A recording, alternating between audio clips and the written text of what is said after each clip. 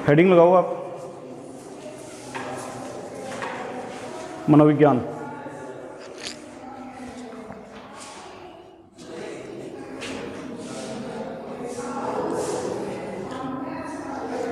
देखो आपके बीएड के अंदर जो सबसे ज़्यादा मोस्ट इम्पोर्टेंट अगर कोई सब्जेक्ट है तो वो मनोविज्ञान है।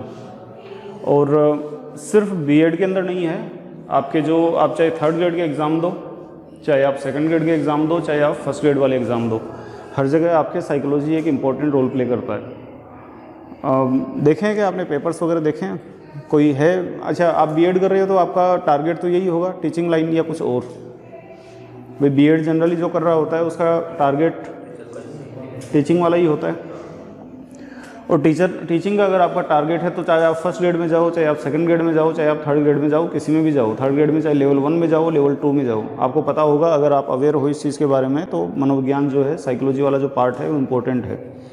और मतलब सबसे ज़्यादा मेहनत भी बच्चों को वहीं पर करनी पड़ती है, क्योंकि एक ऐसा सब्जेक्ट है जो जल्दी से समझ में नहीं आता है ना।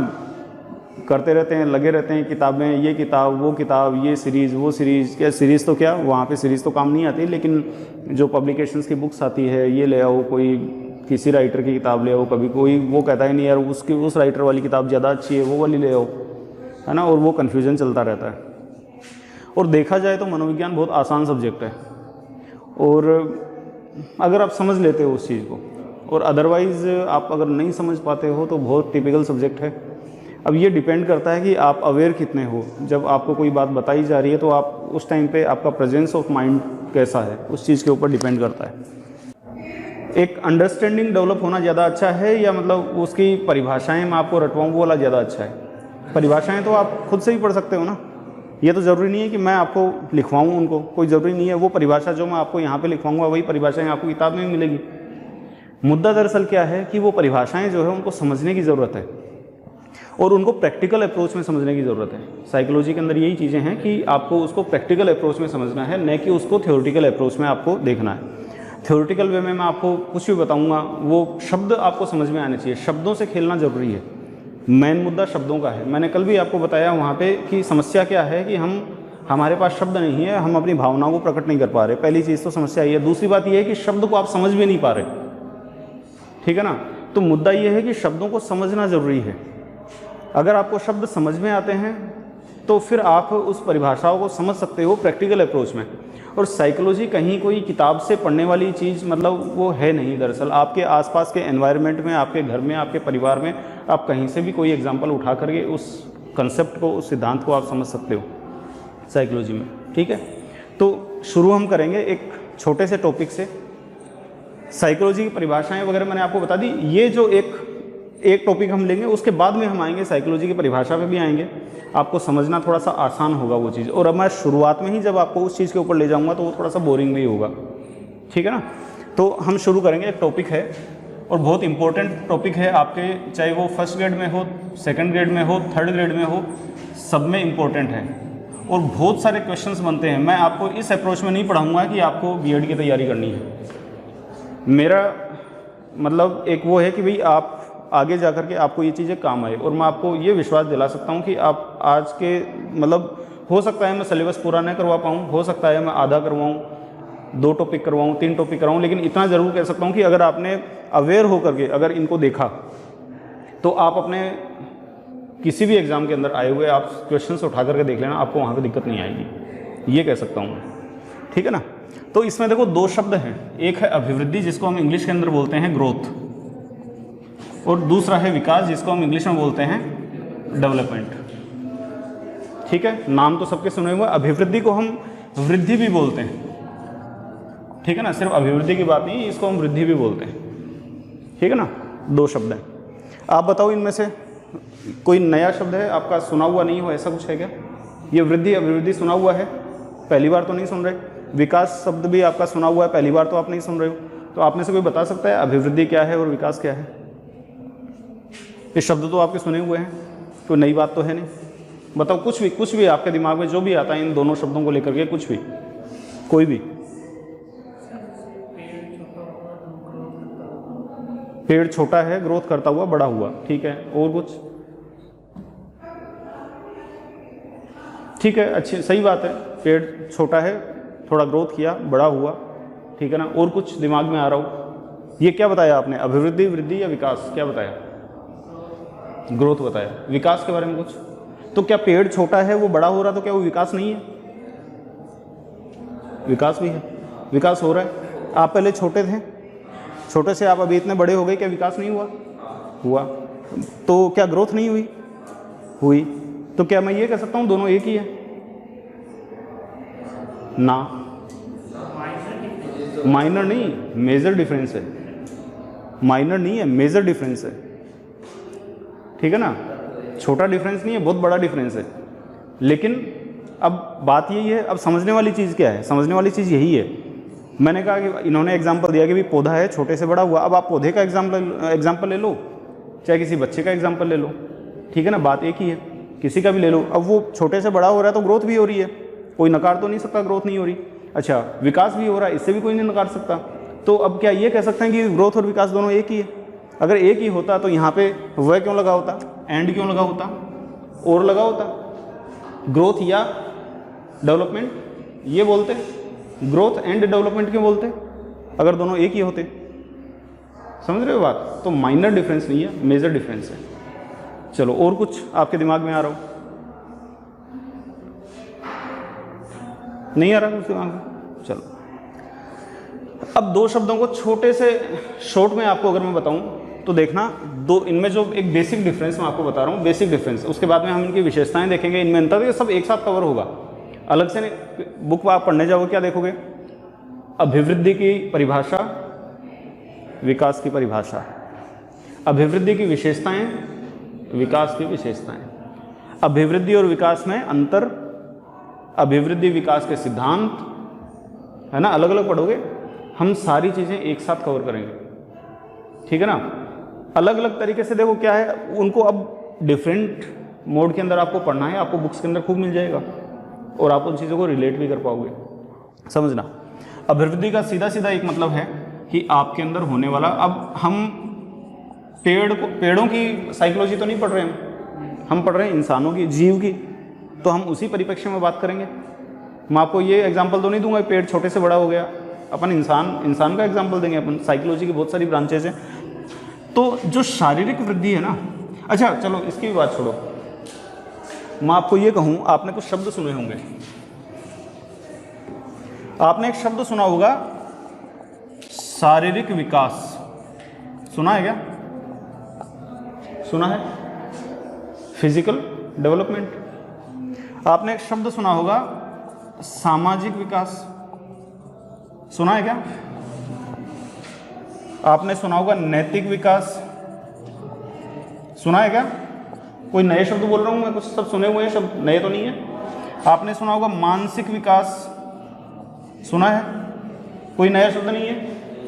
चलो, आपने एक शब्द और सुना होगा शारीरिक वृद्धि, सुनी है क्या? सुनी है? सुना है सबने? शारीरिक वृद्धि सुनी है? किसी ने ये सुना नैतिक वृद्धि? किसी ने सुना मानसिक वृद्धि? सुनी है? नहीं सुना? अच्छा, किसी ने सुना है सामाजिक वृद्धि? नहीं सुना? शारीरिक विकास सुना है, शारीरिक वृद्धि भी सुनी है। सामाजिक विकास सुना है, सामाजिक वृद्धि सुनी है क्या? नहीं सुनी? नैतिक विकास सुना हुआ है, नैतिक वृद्धि सुनी हुई है क्या? मानसिक विकास सुना हुआ है, मानसिक वृद्धि सुनी हुई है क्या? नहीं सुनी? तो कुछ अंतर कर सकते हो अब अभिवृद्धि और विकास में? क्या है अंतर?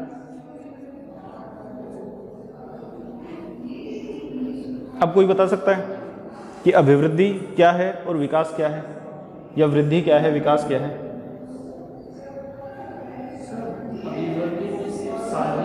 यस, अभिवृद्धि में सिर्फ शारीरिक वृद्धि है और विकास के अंदर बहुत सारी चीज़ें हैं। समझ में आ रही है बात? मैंने तो नहीं बताया, आपने ही बताई है, मैंने तो सिर्फ एक हिंट दिया है। यही है, हम पढ़ा नहीं रहे, मैं पढ़ाऊंगा नहीं बिल्कुल भी, अपन सिर्फ डिस्कस करेंगे। समझ रहे हो? तो आप ये समझ लो कि अभिवृद्धि जो है या वृद्धि जो है या ग्रोथ जो है, उसके अंदर क्या है? सिर्फ शारीरिक वृद्धि है। समझ रहे हो?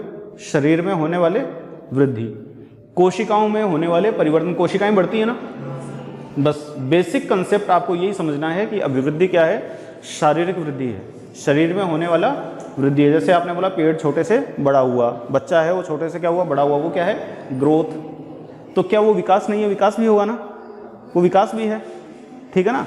अच्छा, अब इसका मतलब क्या समझ में आ रहा है आपको कि शारीरिक विकास जो है ना उसके अंदर शारीरिक वृद्धि भी क्या है, शामिल है, लेकिन दोनों सेम नहीं है, दोनों में अंतर है ना, दोनों सेम नहीं है, विकास और अभिवृद्धि दोनों में अंतर है।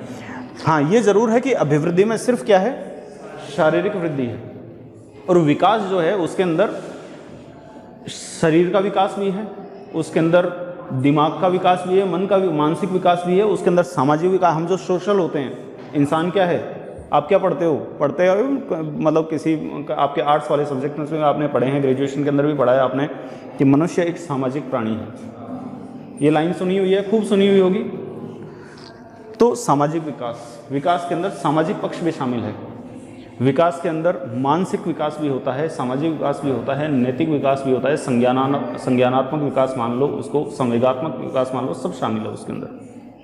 समझ में आ रही है बात। तो एक छोटी बेसिक बात समझ में आ गई, अभिवृद्धि क्या है और विकास क्या है, ठीक है। चलो, एक दिमाग में एक मैप बन गया अभिवृद्धि का और विकास का, ठीक है। अब हमको क्या देखना क्या है, हम देखेंगे इनकी विशेषताएं।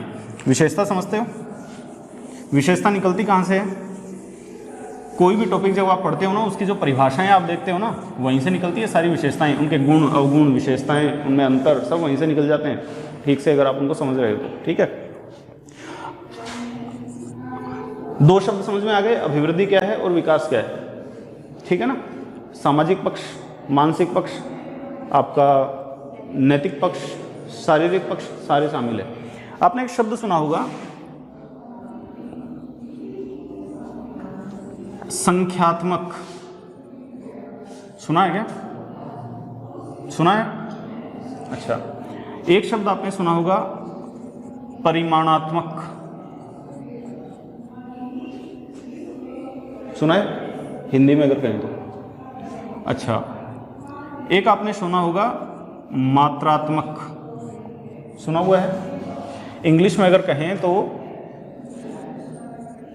क्वांटिटेटिव, सुने हुए हैं। चलो, इसमें पोडियम दिख रहा है क्या, नहीं दिख रहा ना, चलो बोर्ड पूरा दिख रहा है, ठीक है। तो ये शब्द सुने हुए हैं आप सबके। अच्छा, इसका मतलब बता सकता है कोई, ये क्या है? संख्यात्मक, मात्रात्मक, परिमाणात्मक। देखो परिमाण है, परिणाम नहीं है, परिमाण। बता सकते हो इसका मतलब क्या होता है? न्यूमेरिकल, ठीक है, हाँ मेजरमेंट, ठीक है। और क्वांटिटेटिव, वो बात वही हो गई, परिमाण अलग है क्या, मेजरमेंट अलग, वही चीज़ है। क्वांटिटी भी वही चीज़ है, संख्या भी वही चीज़ है। क्वांटिटी होगी, मेजरमेंट होगा तो संख्या में ही तो होगा, कुछ न्यूमेरिकल्स में ही होगा। अच्छा, और कुछ, एक और क्या है शब्द, मात्रात्मक, मात्रा वही चीज़ है। अच्छा, शब्दों में कोई अंतर है क्या? चीज़ वही है ना, सेम है ना, अंतर तो नहीं है। इसका कंक्लूजन क्या निकल रहा है कि कुछ मेजरमेंट, कुछ नंबर्स, यही है, किलो, लीटर, मीटर, किलोमीटर, यही चीज़ें हैं ना सारी, जिनको हम क्या कर सकते हैं, संख्या में नाप सकते हैं, जिनको हम संख्या में प्रदर्शित कर सकते हैं, संख्यात्मक, जिनका कुछ परिमाण है, परिमाण मतलब जिसको नाप सकते हैं, या जिनकी कोई मात्रा है, मात्रा भी संख्या में ही होगी, परिमाण भी संख्या में ही होगा, संख्या संख्या है ही, क्वांटिटी भी संख्या में है। समझ में आ रही है बात? चलो, एक शब्द आपने सुना होगा गुणात्मक,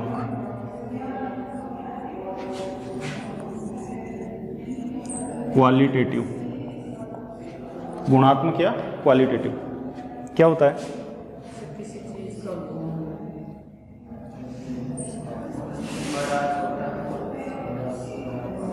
कोई भी गुणात्मक, शब्दों को समझना है, कंसेप्ट अपने आप समझ में आ जाएगा, शब्द समझ में आने चाहिए। अदरवाइज वो मतलब किताबें आती है ना, उनमें रटते रहो, अभिवृद्धि संख्यात्मक है, परिमाणात्मक है, क्वांटिटेटिव है, ये है वो है, विकास जो है वो गुणात्मक है, क्वालिटेटिव है, वो रटते रहो आप, कोई मतलब नहीं है उस चीज़ का, अगर वो चीज़ आपको समझ में ही नहीं आ रही कि क्यों है। हाँ, कोई भी बता सकते हो गुणात्मक।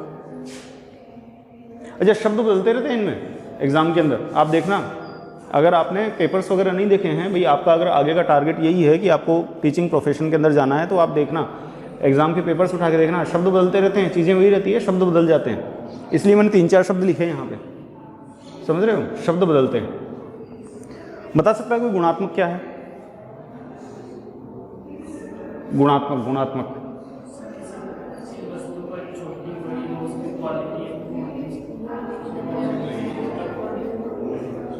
ना, छोटी बड़ी वो तो थोड़ा सा एक हो गया, उसका तो मेजरमेंट हो सकता है।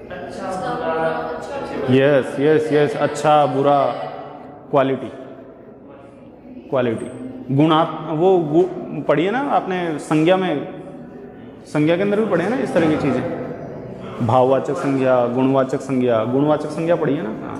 चलो ओके, एक आपने शब्द सुने हुए ऑब्जेक्टिव और सब्जेक्टिव, सुने हुए ऑब्जेक्टिव क्वेश्चंस है ना, सब्जेक्टिव क्वेश्चंस, डिस्क्रिप्टिव, पैराग्राफ लिख दो, उसकी कोई मतलब फिक्स होता है क्या? ये आप वो पैराग्राफ लिखोगे तो वो भी वही पैराग्राफ लिखेगा, सेम मिलेगा, लेकिन आंसर तो दोनों के सही होंगे। एक स्टूडेंट ने एक पैराग्राफ लिखा, कोई भी चीज़ पूछी गई, मनोविज्ञान क्या है, समझना बात को, मनोविज्ञान क्या है, आपने एक पैराग्राफ लिखा उसका आंसर में, इसने दूसरे स्टूडेंट ने क्या किया, एक पैराग्राफ में उस चीज़ को नहीं निपटाई, उसको एक पेज में निपटाया, तीसरे ने लिखा उसमें 2 पेज भर दिए। क्या ऐसा संभव है तीनों के क्वेश्चन गलत हों, या तीनों के क्वेश्चन सही हों, या तीनों के ही सही हों?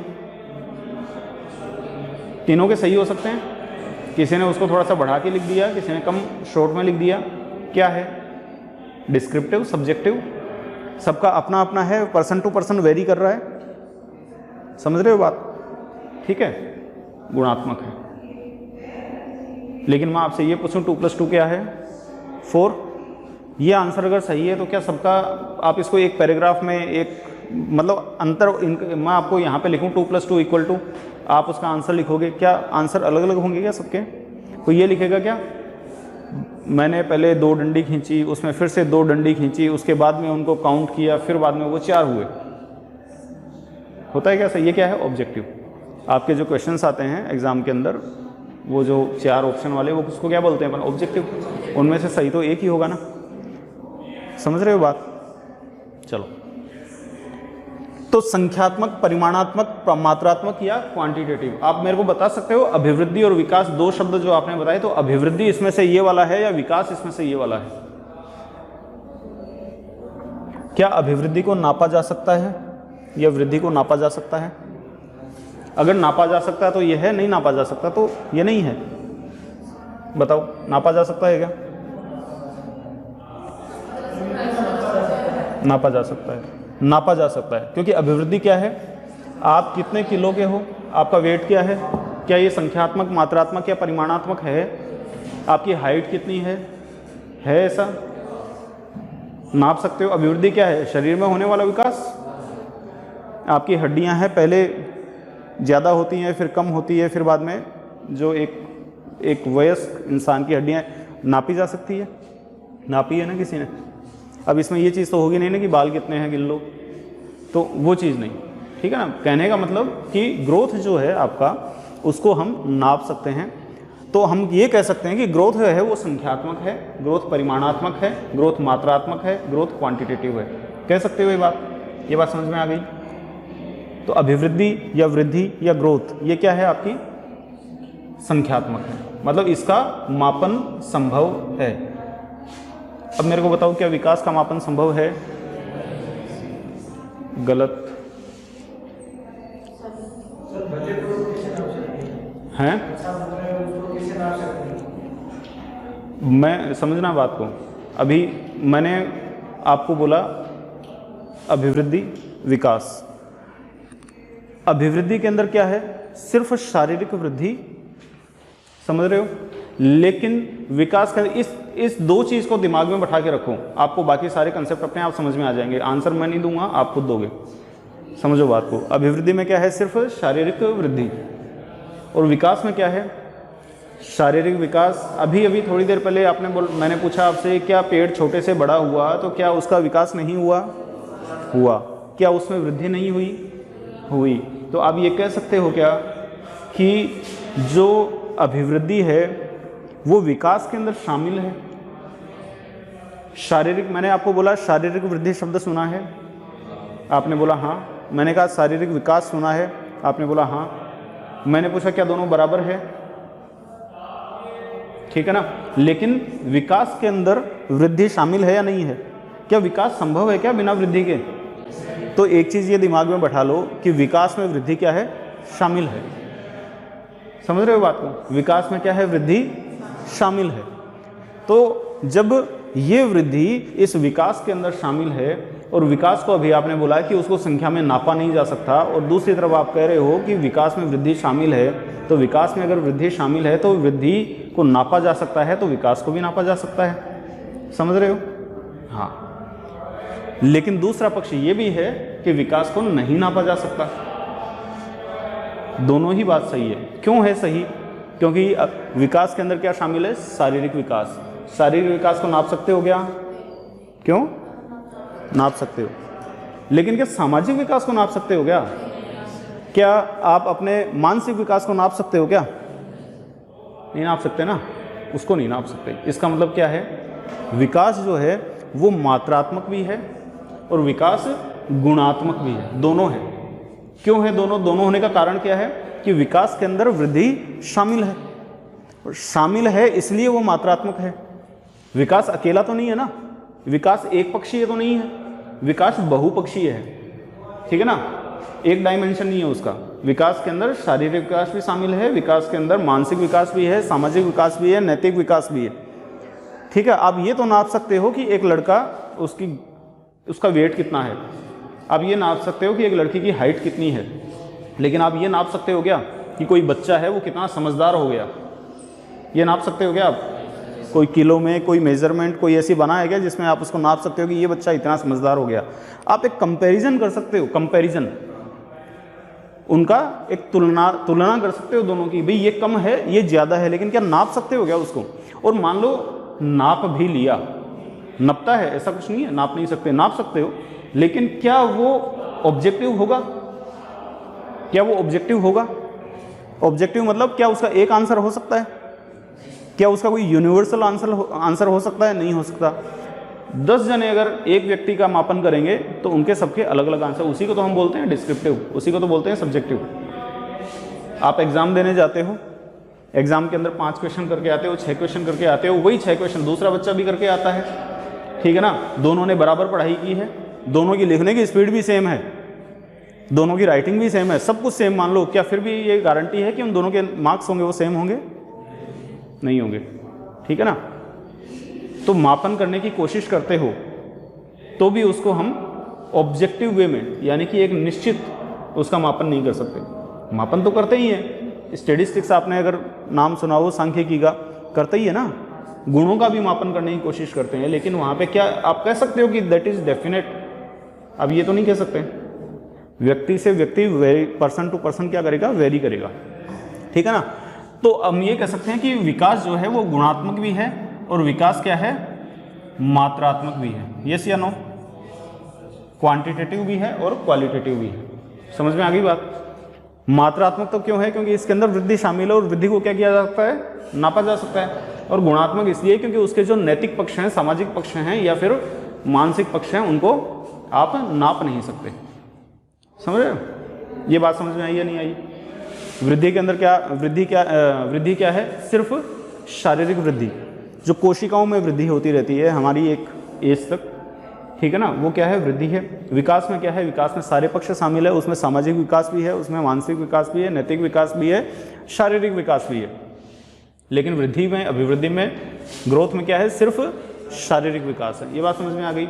उसके बाद में दूसरी बात अपन ने क्या की, जो अभिवृद्धि है वो क्या है, संख्यात्मक है, वो मात्रात्मक है या परिमाणात्मक है या क्वांटिटेटिव है। क्यों है?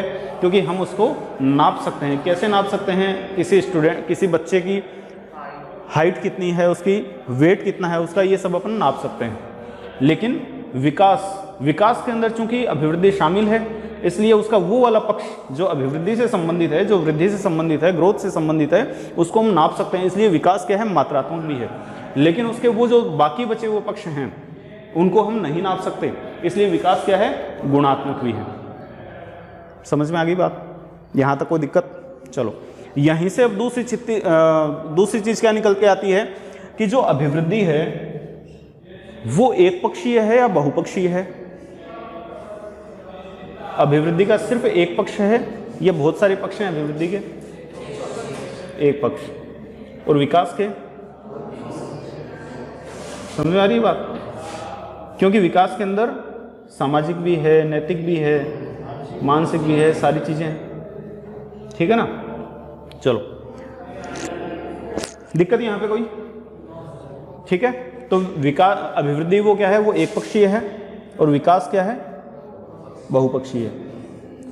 कंसेप्ट वही है जो शुरू में अपन ने बात की। विकास में सिर्फ शारीरिक पक्ष, अभिवृद्धि में सिर्फ शारीरिक पक्ष, और विकास के अंदर शारीरिक, मानसिक, नैतिक, सामाजिक, संज्ञानात्मक, संवेगात्मक सब। ठीक है, चलो। एक है ये जो मतलब बहुपक्षीय वाली बात है, एक छोटी सी यहाँ पे अपन एक बात समझेंगे। और ये जो मैं आपको बता रहा हूँ, ये आप देखना, जो अगर आप मतलब सीरियस हो तो आप पेपर्स वगैरह ज़रूर देखा करो। अगर आप टीचिंग लाइन में जाना चाहते हो तो पेपर्स वगैरह देखा करो आप। बहुत बार क्वेश्चन आया हुआ है, एक क्वेश्चन आया जो शब्द बदल के आए हुए क्वेश्चन है। विकास के दो पक्ष के बारे में बात की जाती है, एक जैविक पक्ष, एक सामाजिक पक्ष। बहुत बार क्वेश्चन आते हैं और बहुत मतलब ये है भी थोड़ा सा इंटरेस्टिंग। और यहाँ पे विकास की एक वो मिलती है, क्या बोलते हैं, फॉर्मूला। विकास बराबर जैविक पक्ष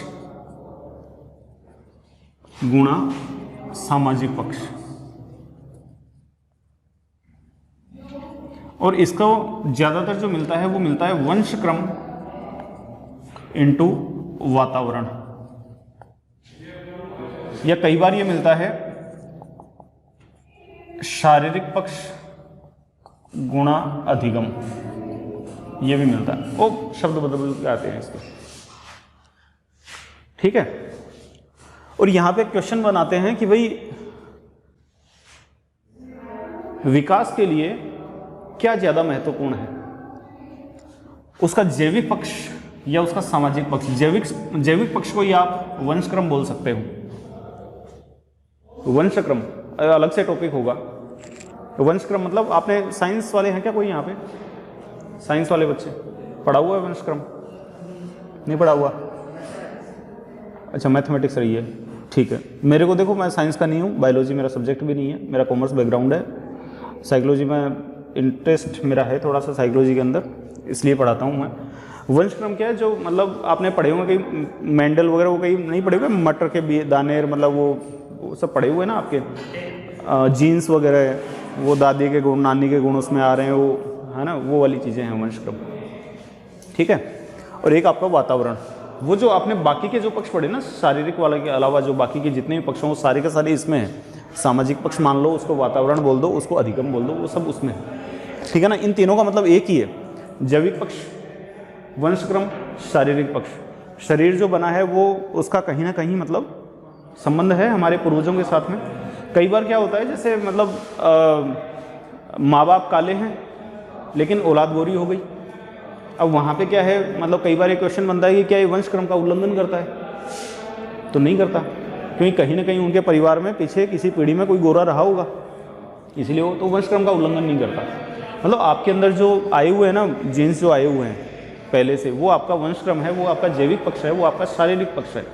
और दूसरा वाला जो पक्ष है वो आपका वातावरण कह दो, उसको सामाजिक पक्ष कह दो, क्योंकि वो हमारे जीन्स के अंदर, भाई आपके अंदर कितनी बुद्धि है, ठीक है ना, आपका नैतिक विकास कितना है, आपके शरीर के ऊपर तो असर होगा उनका, लेकिन क्या आपके पूर्वजों का असर क्या और बाकी चीज़ों पे हो सकता है उतना जितना वातावरण का असर होगा या नहीं होगा? वातावरण का होगा। आप मतलब भले ही एक सपोज करो कोई ब्रिटेन में पला बढ़ा है, एकदम गोरा है, ठीक है ना, जो भूमध्य रेखा वाला आसपास का एरिया है वहाँ पे जाकर के रहो, वो रहेगा क्या गोरा? क्योंकि असर पड़ेगा, काला होगा वो इस वजह से काले थोड़ी हैं कि उनके मतलब क्योंकि थोड़ा बहुत फर्क वहाँ पे पड़ता है, समझ रहे हो? वातावरण का असर होता है, जैसे वातावरण में आप रहोगे उसके असर आपके अंदर होंगे। अच्छा, एक मूवी है, मैं आपको थोड़ा सा बताऊं कि साइकोलॉजी कोई मतलब वो नहीं है, ये मतलब सब आप कहीं से भी उठा सकते हो इनके एग्जांपल। राज कपूर की एक मूवी है, अगर किसी ने देखी हो तो, मेरे को नाम ध्यान में नहीं है, शायद आवारा, या हो सकता है जिस देश में गंगा बहती है, ऐसी कुछ मूवी है राज कपूर की। उसमें क्या होता है, जज होता है पृथ्वीराज कपूर और उसके बेटे का किडनैप हो जाता है, ठीक है ना। कहानी बता रहा हूँ मूवी की थोड़ी सी, कि जज का उसके बच्चे का किडनैप क्यों होता है, क्योंकि जज जो होता है वो एक फैसला देता है साहब, या हो सकता है उसमें कोई वकील हो, मेरे को एग्जैक्ट कहानी ध्यान में नहीं है, वकील या फिर जज वहाँ पे एक कोर्ट के अंदर एक फैसला देते हैं और फैसले के अंदर ये होता है कि भाई चूंकि इसका बाप डाकू था तो डेफिनेटली ये भी डाकू ही है, कि डाकू का आपने सुना होगा कई बार, चोर का बेटा चोर, डाकू का बेटा डाकू, एक जनरल मतलब परसेप्शन है सोसाइटी के अंदर, आज भी कई बार कई लोग मानते हैं इस चीज़ को। तो वहाँ पे उस मूवी के अंदर भी कुछ ऐसा ही मामला था।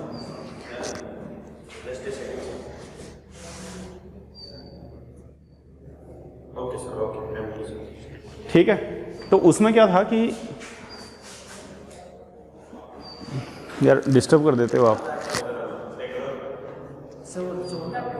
क्या बोल रहा था मैं? हाँ, तो एक वहाँ पे परसेप्शन जो है, कॉमन परसेप्शन है सोसाइटी का, आज के टाइम तो काफ़ी बदल गया। पहले के टाइम की आपको पता है राज कपूर की फिल्में भी बहुत पुरानी है, तो उस टाइम की जो सोसाइटी थी उसके हिसाब से मतलब मुद्दे उठाए जाते थे। तो वहाँ पे फैसला दिया गया कि भाई ये डेफिनेटली मतलब डाकू का बेटा है तो डाकू ही होगा, उसको सज़ा दी जाती है। कुछ साल बीत जाते हैं, जो जज या वकील जो भी वहाँ उसमें रहा होगा, उसके घर में एक बच्चा पैदा होता है, उस बच्चे का किडनैप हो जाता है, खूब ढूंढते हैं पुलिस वाले, सारी कोशिश करते हैं, बच्चा नहीं मिलता। साल बीत जाते हैं सब, उसके बाद में मतलब कहानी चलती है अपनी जगह मूवी के अंदर। राज कपूर जो भी मतलब वो शायद आवारा मूवी होगी, कौन सी होगी मेरे को नहीं पता है उस मूवी का नाम एग्जैक्टली। लास्ट के अंदर जाकर क्या होता है कि मतलब वापस वही कोर्ट है और वहाँ पे फिर से एक कटघरे में आरोपी है और वही जज है, और जिस बंदे को उस टाइम पे फिल्म के शुरुआत में सज़ा सुनाई गई थी वो भी कोर्ट रूम के अंदर बैठा हुआ है, ठीक है। और कुछ मतलब ऐसे ही फैसले की मतलब बात होती है, तो फिर वो बंदा जो है वो खड़ा होता है, बोले कि भाई मैं कुछ कहना चाहता हूँ। तो वो कहता है कि भाई कुछ सालों पहले, बरसों पहले आपने एक फ़ैसला दिया था इसके अंदर, और आपने ये कहा था कि साहब कि एक डाकू का बेटा डाकू, और आपने एक सज़ा सुनाई थी। तो बोले हाँ, और जज मानता है इस बात को, पुराने ख्यालातों का है, वो मानता है इस बात को कि डाकू का बेटा डाकू। उसने बोला तो क्या आज भी आप ये बात मानते हो? बोले हाँ डेफिनेटली, बिल्कुल मानता हूँ ये बात। तो बोला कि भाई आपका एक बच्चा किडनैप हुआ था? बोले हाँ हुआ था। तो आप जानते हो ये बंदा कौन है? ये आदमी वही है, ये जज का बेटा है जो आज डाकू बना हुआ घूम रहा है। तो आप कैसे कह सकते हो एक जज का बेटा जज, एक डाकू का बेटा डाकू? क्या हो रहा है? वातावरण का असर हो रहा है, वंशक्रम तो उसका वो है जज वाला, लेकिन वो जो डाकू बना है वो किसका असर है? वातावरण का। बात समझ में आ रही है? तो विकास के दो पक्ष हैं, एक है आपका वंशक्रम, दूसरा आपका है वातावरण। दोनों मिलकर के विकास होता है, ठीक है ना। अगर इनमें से एक भी अगर नहीं है तो विकास नहीं होगा। मैं आपको आगे और एग्जांपल दूंगा, तो आप मेरे को क्या बता सकते हो दोनों में से महत्वपूर्ण क्या है, वातावरण या वंशक्रम? अगर आप ये कहते हो कि वातावरण महत्वपूर्ण है तो ये आंसर भी गलत है। अगर आप ये कहते हो कि वंशक्रम महत्वपूर्ण है ज़्यादा, तो ये आंसर भी गलत है। मुद्दा यह है कि दोनों, अगर आप ये कहते हो कि 50 + 50%, तो वो भी गलत है। अगर आप ये कहते हो 50-50, वो भी गलत है। समझ रहे हो बात? यहाँ पे एक इम्पोर्टेंट बात निकल के आती है कि ये बहुत, मैंने बोला ना बहुत सारे क्वेश्चन निकलते हैं इस एक फॉर्मूले के ऊपर, बहुत सारे क्वेश्चन बनते हैं, सैकड़ों क्वेश्चन बनते हैं इस एक फॉर्मूले को। सिर्फ फॉर्मूले को समझने की ज़रूरत है, आपका कोई क्वेश्चन गलत नहीं होगा। क्वेश्चन खूब बनते हैं इसके ऊपर। इन दोनों के बीच में, किसके बीच में, वंश क्रम के और वातावरण के बीच में गुणात्मक संबंध है। ये लाइन आपको खूब मिलेगी, पढ़ने को मिलेगी किताबों के अंदर, किताबों में आप पढ़ोगे, आगे भी मतलब आप जब पढ़ाई करोगे तब भी आप पढ़ोगे, ठीक है ना। लेकिन आपको कहीं ये पढ़ने को नहीं मिलेगा कि ये गुणात्मक संबंध, गुणात्मक है ना, गुणा का निशान, ये गुणात्मक संबंध क्यों है, ये कहीं पढ़ने को नहीं मिलेगा आपको। गुणात्मक संबंध है ये तो पढ़ने को मिलेगा, लेकिन क्यों है ये पढ़ने को नहीं मिलेगा, ठीक है ना। तो बस उसी चीज़ को समझने की ज़रूरत है कि गुणात्मक क्यों है। आपने मोगली का नाम सुना, मोगली सुना हुआ है आपने, वो देखी होगी कुछ जंगल बुक टाइप कुछ, हाँ। भेड़ियों के बीच में पला हुआ एक बच्चा जिसका नाम क्या है, रियल है, मोगली कोई मतलब कहानी की बात नहीं है, एक एरोन करके एक बच्चा भेड़ियों के बीच में पला हुआ। एक लड़की, एहसास, यूपी का बहराइच ज़िला, वहाँ पे एक बच्ची मिली। अभी वो कहाँ पे है एग्जैक्टली मेरे को ध्यान नहीं है, रियल एग्जाम्पल है एरोन का और एहसास का। एरोन तो ब्रिटिश सत्ता, हाँ, एक एहसास करके और है, आप गूगल करना, यूट्यूब पे देखना या गूगल करना आप। अपने इंडिया का केस है, एक लड़की है, ठीक है ना। तो मतलब पता चला जंगल के अंदर एक बच्ची है जो बंदरों के बीच में है, तो मतलब लोग उसको बचाने के लिए, भाई उसको रेस्क्यू करने के लिए कि भाई बंदरों के बीच में मतलब नुकसान, बच्ची को कोई हानि ना पहुंच जाए, वो गए वहाँ पे बचाने के लिए। बच्ची ने उन्हीं के ऊपर अटैक कर दिया, बच्चे ने अटैक कर दिया। और कमाल की बात यह कि वो बंदरों की तरह ही पेड़ से पेड़ वो कूद रही थी, वो बहुत मुश्किल से उसको पकड़ा गया। क्या आप मान सकते हो वो बच्ची हमारे जैसी है? किसी हाल में संभव नहीं है। क्या आप मान सकते हो कि वो बच्ची आज के 40 साल की हो जाने के बाद भी क्या वो हमारी बराबरी कर पाएगी? नहीं कर पाएगी। उसका वंशक्रम तो इंसानों वाला ही है। उसको क्या विकसित कह सकते हो? क्या विकसित कह सकते हो आप उसको? विकसित आप ये कह सकते हो कि ये इसका विकास हुआ है, ये कह सकते हो आप उसको? नहीं कह सकते। क्या कारण है? अब देखो, अब इस गुणा के निशान को समझना, गुणात्मक क्यों है। मान लो कि अभिवृद्धि को हम अंक देते हैं 1 सपोज, और विकास को, जो आपका वंशक्रम, वंशक्रम को हम 1 देते हैं, और अधिगम, ये जो आपका वातावरण जो है उसको भी 1 नंबर देते हैं, ठीक है। और इन दोनों का मिलकर के क्या होगा? विकास होगा, ठीक है। अब समझना कि अगर यहाँ पे प्लस का निशान होता, प्लस का निशान होता, ठीक है ना, विकास इक्वल टू मान लो 1, अगर यहाँ पे प्लस का निशान होता और वातावरण यहाँ पे बिल्कुल भी नहीं मिला, 0 है, जैसा कि मैंने आपको बताया एरोन और एहसास के केस में, ठीक है ना। वहाँ पे वातावरण तो नहीं मिला ना, वातावरण तो 0 है, वहाँ पे वातावरण को 1 तो नहीं दोगे आप, 0 दोगे। तो क्या यहाँ पे आंसर 1 आएगा या नहीं आएगा?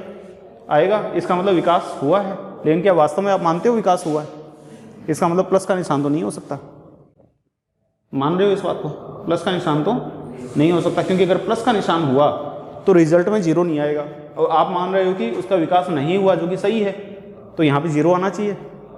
तो एकमात्र एक ही सिंबल यहाँ पे बचता है, वो है गुणा का, यहाँ पे 0 आ जाएगा। समझ रहे हो इस बात को? क्यों है गुणा यहाँ पे? समझ रहे हो? न कोई कम महत्वपूर्ण, न कोई ज़्यादा महत्वपूर्ण, दोनों समान रूप से महत्वपूर्ण। आप ये भी नहीं कह सकते 50-50, समान रूप से महत्वपूर्ण है दोनों। क्या? वंशक्रम और वातावरण। अगर इनमें से एक भी मिसिंग हुआ, इनमें से अगर एक भी मिसिंग हुआ, विकास नहीं होगा। समझ रहे हो? वंशक्रम, बच्चा नाटा रह गया इतना सा, क्या आप उसको कह सकते हो विकसित है? ठीक है ना। तो इनमें से अगर एक भी अगर मिसिंग हुआ तो वो विकास नहीं माना जाता। इस बात को समझ पा रहे हो? तो वंशक्रम और वातावरण के बीच में कौन सा संबंध है? गुणात्मक संबंध। और गुणात्मक संबंध मतलब उसके बीच में गुणा बन रहा है, गुणा का है, मल्टीप्लाई हो रहा है। समझ पा रहे हो? और गुणात्मक संबंध क्यों है ये भी समझ पा रहे हो? एरोन और एहसास का एग्जाम्पल दे दिया मैंने आपको। वो दोनों क्या है? भेड़ियों के बीच में पला हुआ है एक, वो भेड़ियों जैसी हरकतें हैं उसकी सारी।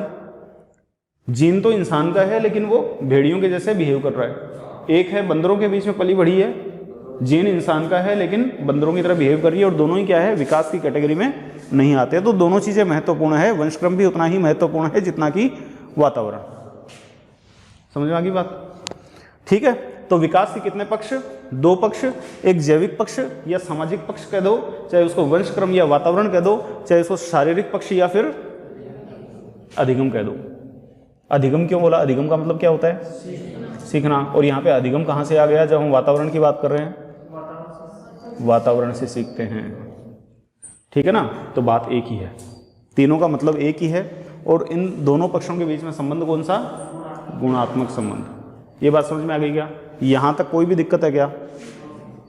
समझ में आ रहा है? ओके, बाकी कल करेंगे।